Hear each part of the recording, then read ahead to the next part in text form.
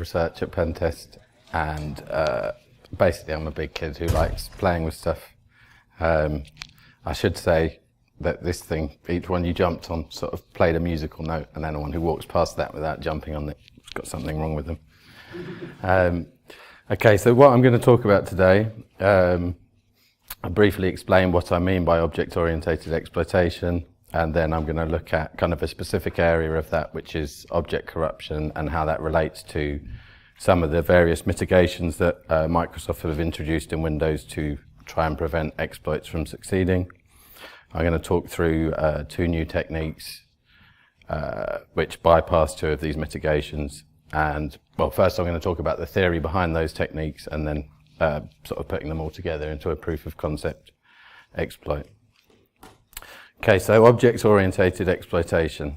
What do I mean by that?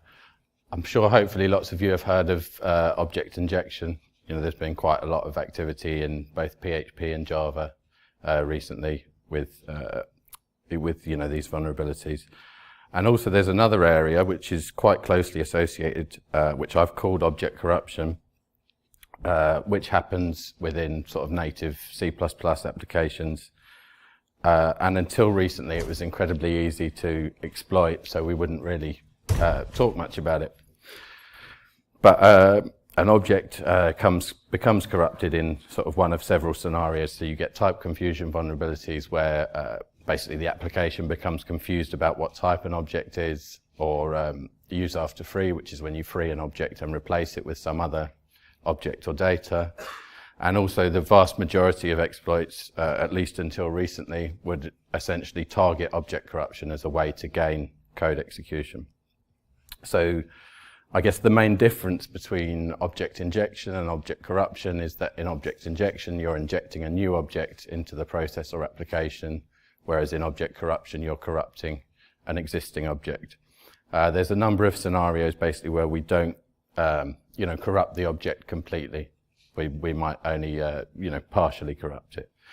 So in order to understand this issue, we need to understand what an object looks like in memory.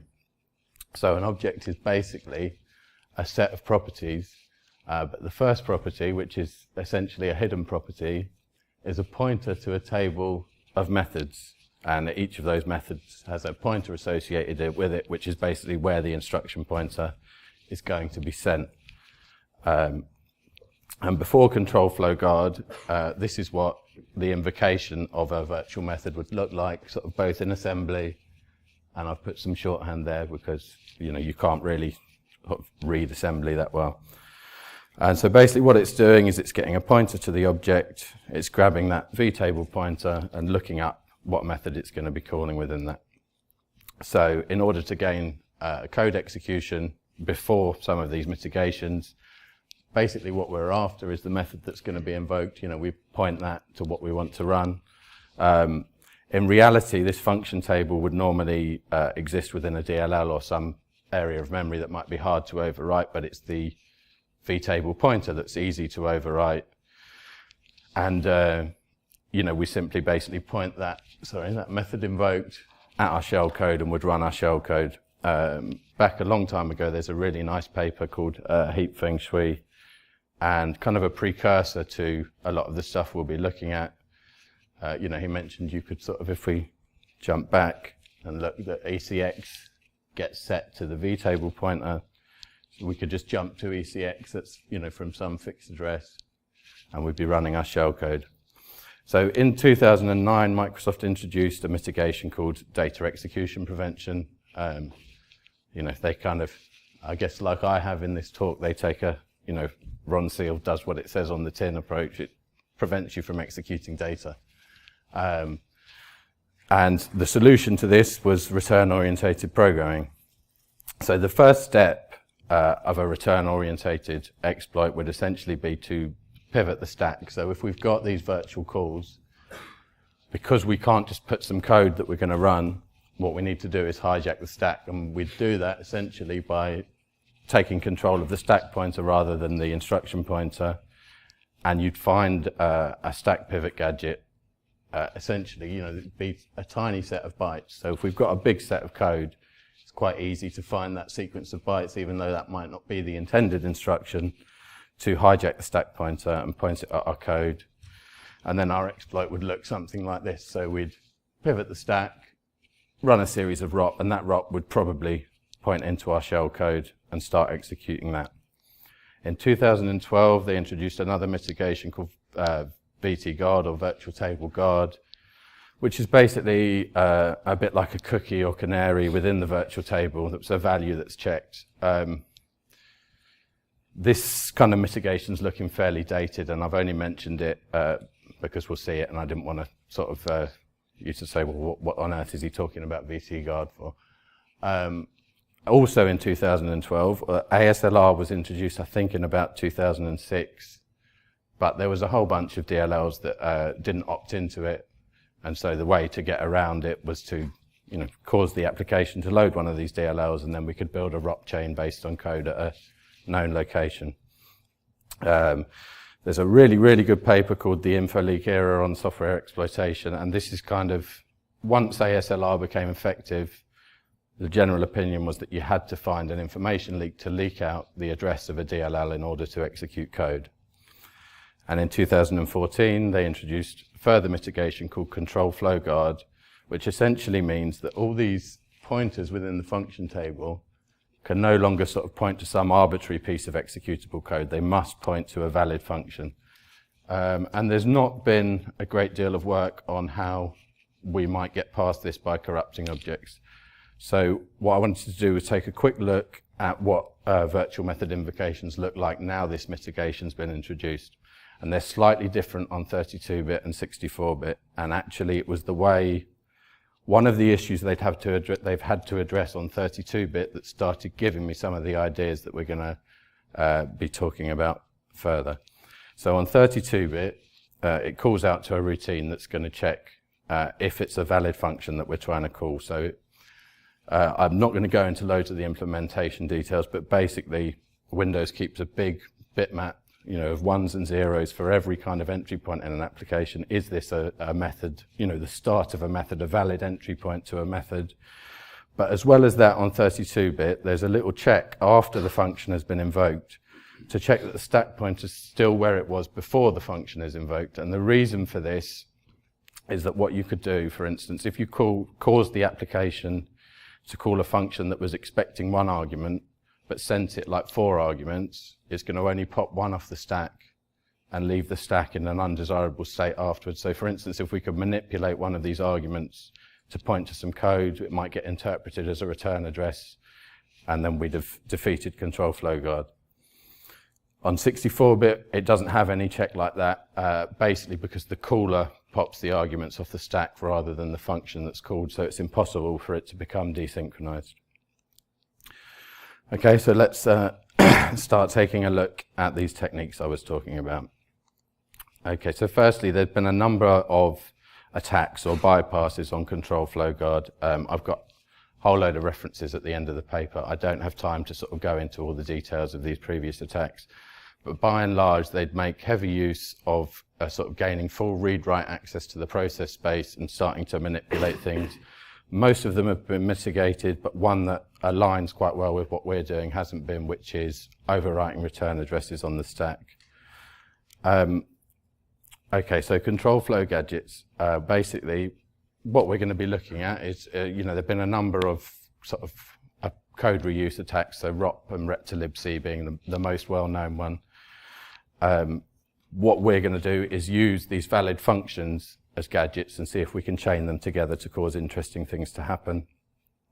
Where with return-orientated programming, the focus is the stack. So we talked about pivoting the stack to an area under our control. In control flow gadgets, the focus will be like the current this object or the object of focus. Okay, so an early approach I took sort of looking at this is, well, just like we do in object injection, can we essentially chain together to get to a useful function? So we do things like try and get it to load a library from a UNC path. Now, obviously, you'll see here, you'd have to control, for instance, a number of the properties of the object and find a useful gadget that started using those properties and called a method on one of those properties. and so on and so forth. Microsoft have obviously kind of cottoned on to this type of approach and have started closing off all the functions that might be useful.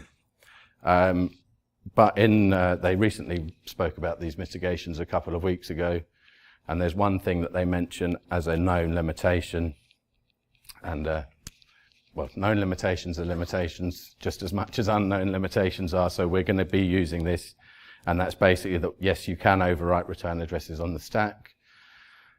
In the not too distant future, they've worked with Intel on a hardware mitigation for this, and that they're basically moving the return addresses to a shadow stack that hopefully you can't corrupt.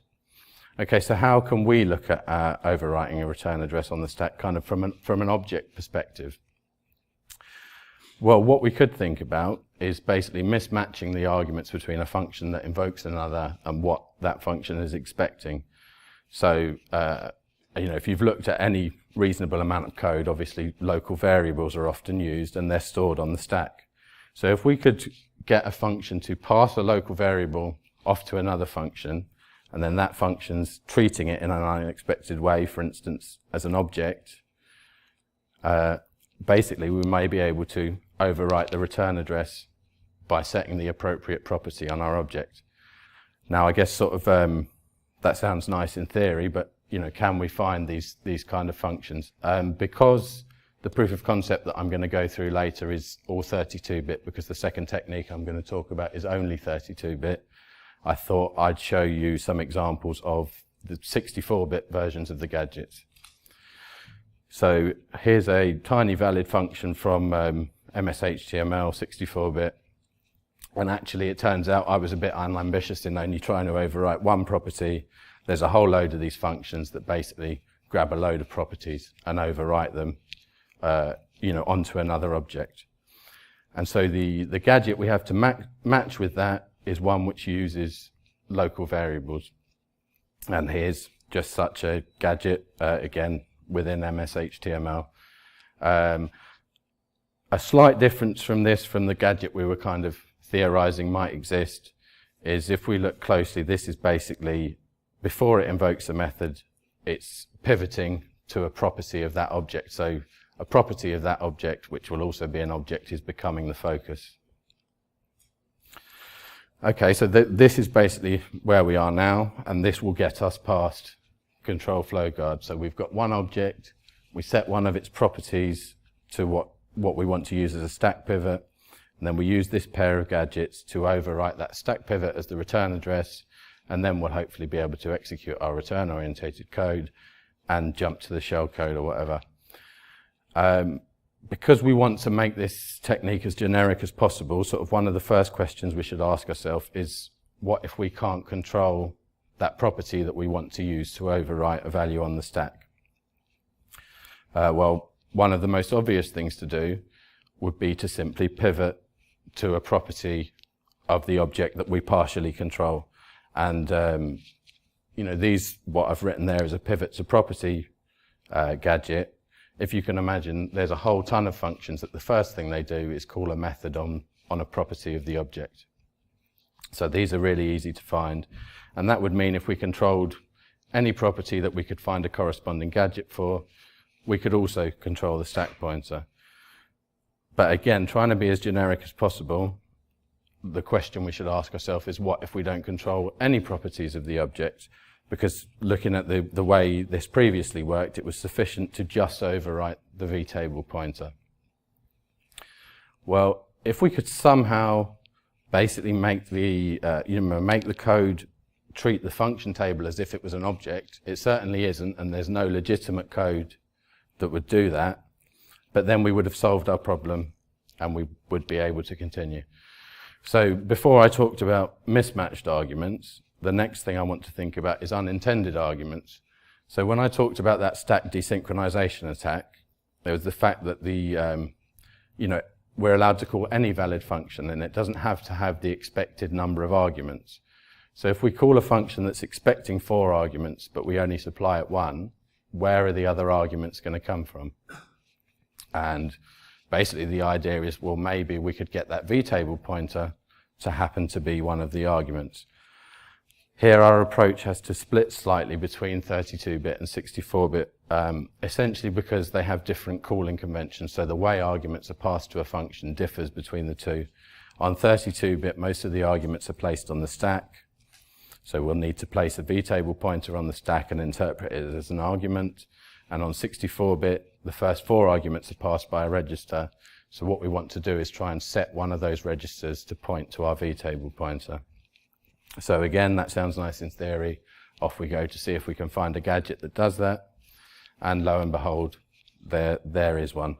Now it calls one virtual method, which we can easily sort of stub out, set to the simplest gadget we can find, something that will return cleanly. And then it will set R9, which is the register used for the 4th argument of an invocation, to the vtable pointer and call into another gadget. And obviously we need to find a corresponding gadget which is going to use that register and set that as the object of focus and call a method on it. And there's a gadget that does just that. So it turns out we can pivot the vtable pointer, and if we sort of squash things together, we're pretty much back where we were before control flow guard. So we have to chuck a bunch of stuff into the function table, set up a few pointers to sort of point to each other, but that is essentially control flow guard bypassed. Okay, so the second technique we're going to look at is an attack on ASLR, but it's specific to 32-bit. So because the address space on 64-bit is much larger than 32-bit, the approach we take here isn't valid. Have a very brief look at how ASLR works for the address that code is loaded into the system. So basically, it's a randomized address. Microsoft will generally state that there's 8 bits of entropy in the address that this is loaded. Actually, if we're trying to make a practical exploit, it turns out there's a little bit more entropy. It's important to note that the DLL's base address is well aligned. So essentially, it's only these 2 highest bytes that will ever be randomized, and it's the one I've colored slightly darker green that will will be completely random, and the other value will be in a fairly fixed range. And the main attack technique that we're going to use is something called heap spraying, which has been around for a long, long time. And we're not just going to spray data, which is what people generally do, but certainly there's other people who've sprayed pointers, which is what we're going to do. And within heap spraying, it's again well known that basically if you make large enough allocations, your data or pointers that you've sprayed will be placed in a 64 kilobyte alignment. Okay, so what is a shifted pointer? Basically, we just find a normal pointer and we're addressing it from a slight offset. Now, the important thing is looking at this, what I've called a shifted pointer, it still contains all the entropy from the randomness of the DLL's loaded address, but we can point it into data that we control. So what we do is we spray with a bunch of these shifted pointers so that we get one at a fixed address, and then we have that point into our payload, and our payload will have 256 exploits, say in this case, and essentially the action of triggering the vulnerability will select the appropriate payload based on the base address of the DLL. As I mentioned before, to actually do this practically, we need to try and go beyond those 8 bits of entropy, which it's fairly obvious how we can exploit. But what we can do is basically set up a series of shifted pointers. Now, we're not going to know which one is at some fixed address, but because we place the payload directly after these allocations, if you imagine, we've got these shifted pointers and we've got our payload, whichever one is active at a fixed address also will determine kind of the alignment of our payload in those terms. If we're very careful with the way we select values, we can basically overlay a bunch of different payloads on top of each other and effectively bypass ASLR. So let's move on to the proof of concept. Okay, so I've picked out a CVE which basically someone else has taken a good look at. If you want kind of the details of, what the vulnerability is and why it works, etc., go and read his article. It'll explain it a lot better than I could. For our purposes, it's basically a simple type confusion vulnerability that gives us control of an object pointer. So this is what the code that triggers that vulnerability looks like. I guess in simple terms, there's a function within VB script that's expecting to be passed an array. What it's not expecting to be passed is a byte array that we control completely, but all the tests it does to check that it's the right type of object, a byte array passes. And as long as we set the type correctly, basically we can overwrite an object pointer. And I've just highlighted sort of the two places that will end up. So it's both the pointer that's dereferenced to look up the entry in the V table, and it's also the first argument that's passed to the function that's invoked. Okay, so how are we going to exploit this? Well, first we have to create the shifted pointers that I talked about. And this is a fairly simple way to create those shifted pointers within IE, and I think it still works in Edge as well. Basically, we create DOM elements, and we can give them an arbitrary number of attributes. So we keep adding attributes until we've got something that's representation in memory takes a whole 64K chunk, and then essentially we spank the memory with these, and we'll end up with this pattern in memory. Now, as I mentioned, we can't, this isn't at a known alignment. It could be at one of 4 alignments. So only one of these shifted pointers will be active at a fixed address. So the address we're going to use is 28000015. Okay, so now we've got, we know we can place a shifted pointer at a fixed location in memory, and that's going to, in turn, point to a V table. Oh, I forgot something. Right, I put a note there. A kind of an interesting detail where I put the star that ruins our initial plan was that it's going to invoke the first entry in the V table. So if we want this V table to be an object and a V table, its V table pointer is already taken, so we can't really use it as a fake object. The way we get past it is fairly easy. We pivot to a project property of that object before its V table is ever used. So this is what we use for the V table pivot. I haven't given the sort of full source code of the gadgets. You can go off and look at them, or you can trust me, I guess. Basically, so the first gadget's purpose is to just incidentally set the EDI register. So it happens to set EDI to the V table pointer, and then doesn't use it for anything else afterwards, but also doesn't reset it. Then the second gadget that we use pushes this EDI, pushes the pointer onto the stack as the first argument. Now, the reason we can sort of do this so simply is because there's 2 different calling conventions in 32-bit. There's one where you would have ECX set as the this pointer, and one where it's the first argument on the stack. So what we're doing is we've found somewhere where it's expecting to invoke a function with ECX pointing to the object of focus, but we're going to invoke a function that's going to pull the first argument off the stack and use that as the this pointer.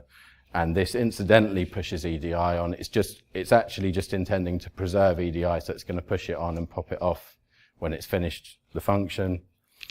And finally, as I mentioned, because the V table pointer for this object that doesn't actually exist would be taken by that first gadget, we have to pivot away from it nice and quickly before the V table pointer ever gets used.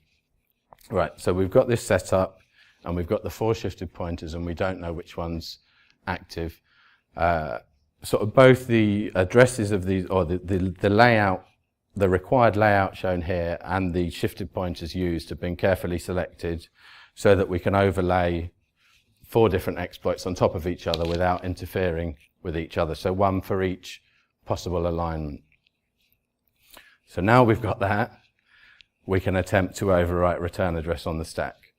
So we need the stack overwrite gadgets that I was talking about. So this first gadget here sets a local variable and invokes another function, and the second function just overwrites a load of stuff around that local variable. So it starts to get a little bit like a jigsaw, basically. We have to fit those, these are pointed to by this P2P, sorry, that's sort of phase 2 pointer. So if we think of this, the vtable pivot as phase 1 and overwriting the stack address as phase 2, we're now basically, we can point those anywhere. So we have to set up these further gadgets, and rather the first one shown here, there needs to be one copy for each alignment, but the second one shown here is kind of independent of the alignment. It only points to things within the DLL, so we only need one copy of that. As it turns out, we actually need two, because it kind of, well, I need to show you two in a 256 byte section, because it uses, it goes on to the next 256 byte section. Right, so we've done that. We've got a little bit of space left. We've got to fit some stuff in. So we want to do the ROP as quickly as, as short as we can. So we've got basically a nice small piece of ROP that's going to call virtual protect, which basically is going to mark our shellcode as executable. Because we're running out of space, we need sort of a small piece of shellcode that's going to assemble the big shellcode that we're going to run at the end. And this is what a section of the full payload basically looks like. So we've fit the ROP and the shellcode into the gaps that are available. So now I'm going to demonstrate this exploit. I'm afraid it's not particularly exciting, because I haven't sort of weaponized the exploit, but I thought it would be more interesting to look at, if I've got a mouse pointer. I'm going to try and pray to the demo gods and basically debug the exploit as it runs. If I can get out of PowerPoint. So, and everything went a bit pear-shaped before the presentation. So I've rebooted the computer, and I don't know if it's going to be one of the rare cases where it won't work, given how things are going. I'm sure it will be, but let's try. Oh, and I need to start a web server too. Bear with me. I think it's this one.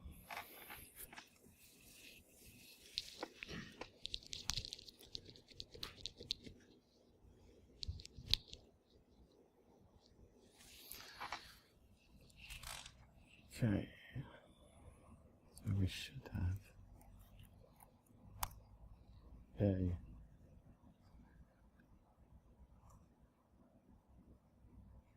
so I've set the exploit to run when I click a button. Obviously, in real life, you'd set it to load as soon as the web page is loaded, but this makes it a lot easier to debug.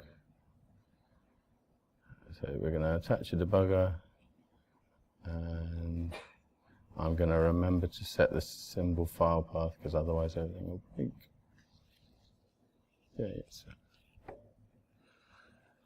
okay.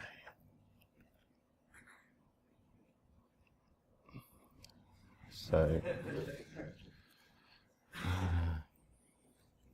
I was doing some testing before the presentation and got really confused why it wasn't working. It was because I hadn't set that. That's not right. I did an extra character somehow.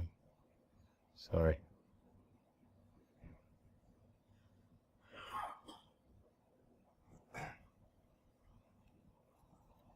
Right, there we go.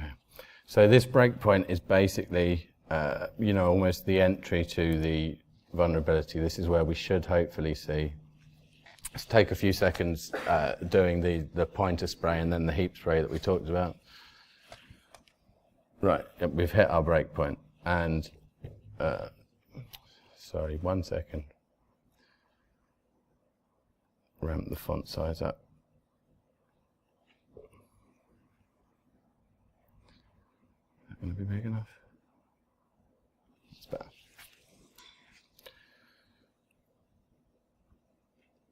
Okay, so 28005, which is where it's loading the object pointer from, that's the pointer to our shifted pointer, and 385F blah blah blah is the shifted pointer. So that should mean, these bytes basically indicate where the DLL has been loaded to. And let's see how it works. All right, what I'm going to want is, I think, interesting to me and hopefully interesting to you thing to look at will be the call stack as the vulnerability proceeds, as long as it works. So, and I think what we might do if we've got time, no, probably don't have time. So we'll watch this as it goes through, basically. Oh, if I press that, it'd be better. Okay, so it's loaded the pointer to the shifted pointer. It's getting the address of the function that we're going to call from our fake vtable pointer. It's going to load that in. This is basically mostly, irrelevant to us. Okay, this is where it's checking if that's a valid function. Obviously, we've set it to a valid function, so we're going to get through that fine. And now we're going to call our first gadget. So this is the first gadget, and if you remember, the purpose of this one was to set EDI to the pointer, the pointer to the vtable pointer, so we can pivot to it. So eventually, after it's done some stuff, I'm bound to miss it. Yeah, EDI has been set somewhere. I missed it. It was set just there. So registers.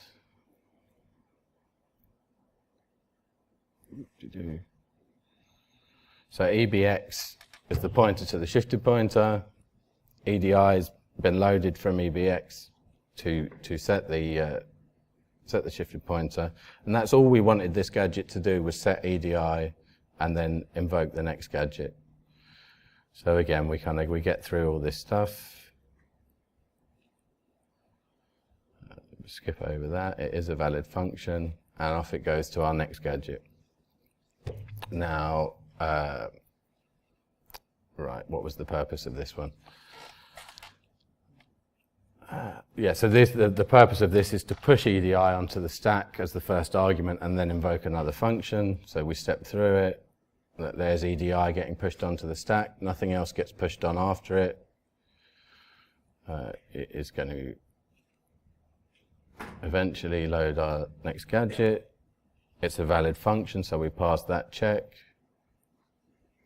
And the purpose of this gadget was to quickly pivot away, because the current object of focus doesn't have a valid vtable pointer because we had to use it for something else.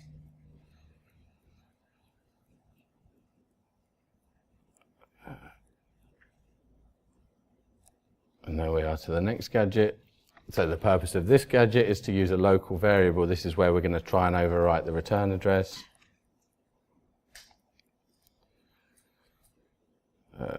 So sorry, I actually haven't hardly mentioned VTGuard, but this is the VTGuard check its term. Because the value of VTGuard is only based on the base address, if we're defeating ASLR, we're going to know the value of VTGuard anyway.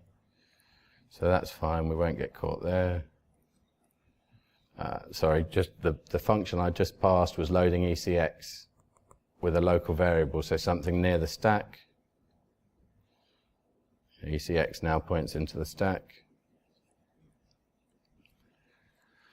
Checking if it's a valid function, it is.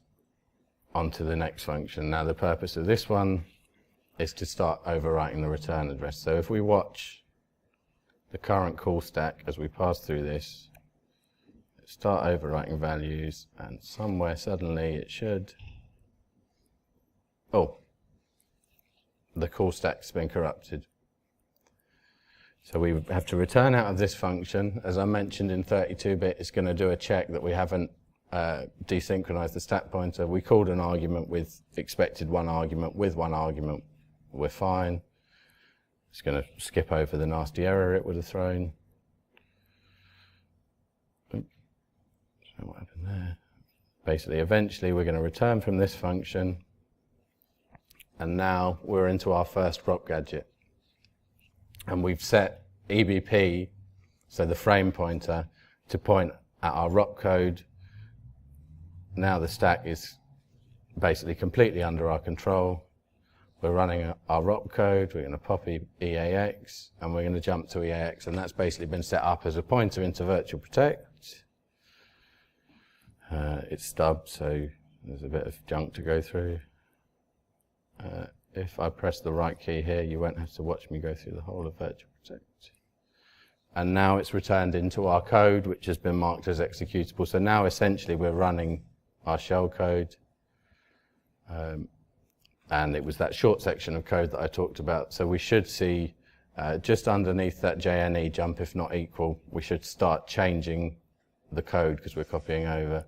And there you go. I'm afraid that the shell code at the moment is basically just set as a breakpoint and a bunch of arbitrary, a bunch of junk. That will go on for ages. So if I just hit go, but you should see that we've got plenty of room for, I've just filled it with AAA, BBB, CCC or whatever, but we can put whatever shellcode we wanted there. And yeah, I'm afraid that's the end of the demo. I know there wasn't a big shell popping up or anything. Thank you.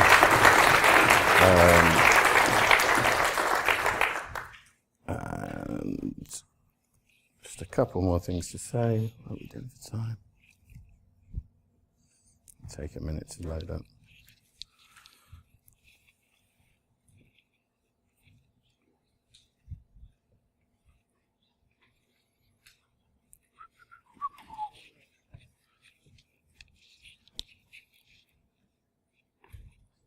Will load up eventually. Okay, so in summary, essentially we looked at an object-oriented bypass of control flow guard. As far as I can tell, that should be usable in just about any situation that you would encounter control flow guard. Obviously, we need to have the gadgets that we use, existing in the memory space. And then shifted pointers was an object-oriented bypass of 32-bit ASLR. It's only usable basically when we're overwriting an object pointer. Obviously, in the same way that we talked about object corruption being targeted by any other kind of memory manipulation vulnerability, this would be a perfectly valid target to bypass both ASLR and control flow guard on 32-bit by deliberately overwriting or corrupting an object pointer. And I think very important fact is that if you look generally at the way these exploits are going that bypass these mitigations, generally now everyone takes a read-write approach. So they manipulate memory. I was talking to Adam earlier. So a common technique is, for instance, to cause an array to exist at some fixed address in memory and corrupt the length of that array. If you've got the type of exploit that allows you to write to an arbitrary address or corrupt that length value, essentially, then you can convert that into a read-write primitive and read and write beyond the bounds that you're supposed to be.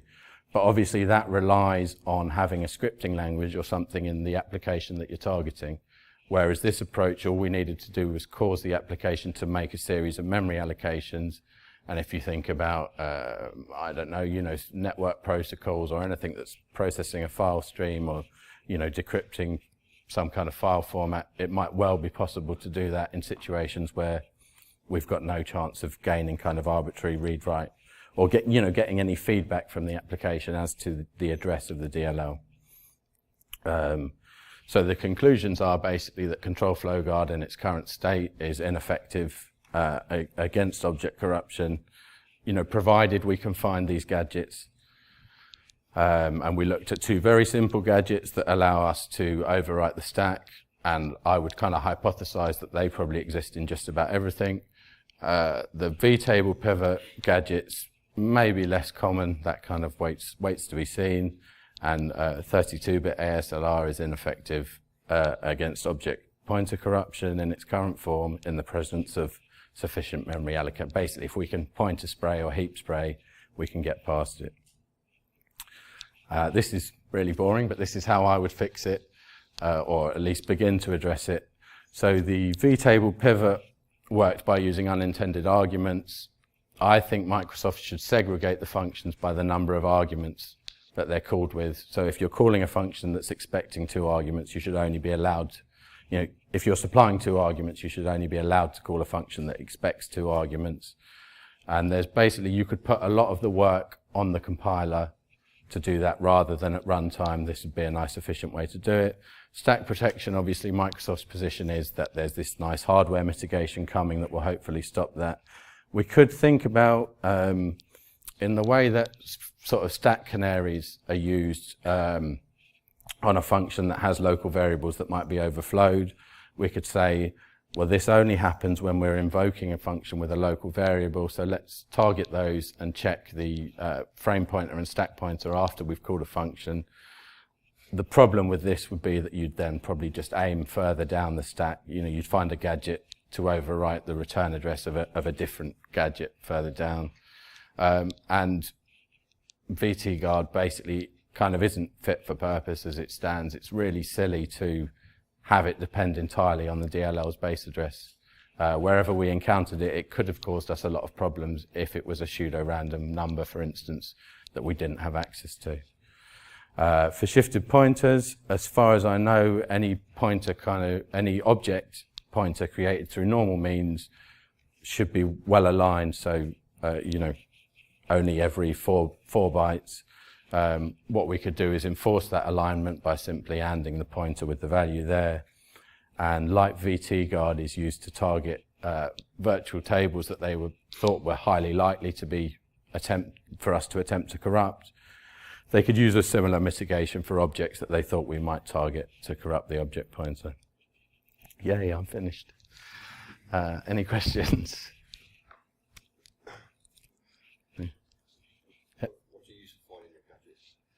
I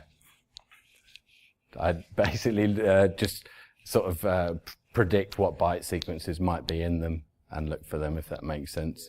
Obviously, so I mentioned, and it's in the references, I think it's in there somewhere. It should be, yeah. So number 8 is a very detailed academic paper, and they were really, so what was different that they were looking at from what I was looking at was they're only looking at if you control the object completely, and they were never leaving kind of that realm of executing valid methods, and they kind of proved that in a lot of applications it's Turing complete and stuff like that. But there's loads of details in there about them using a much more advanced method to search for gadgets and stuff. Any other questions?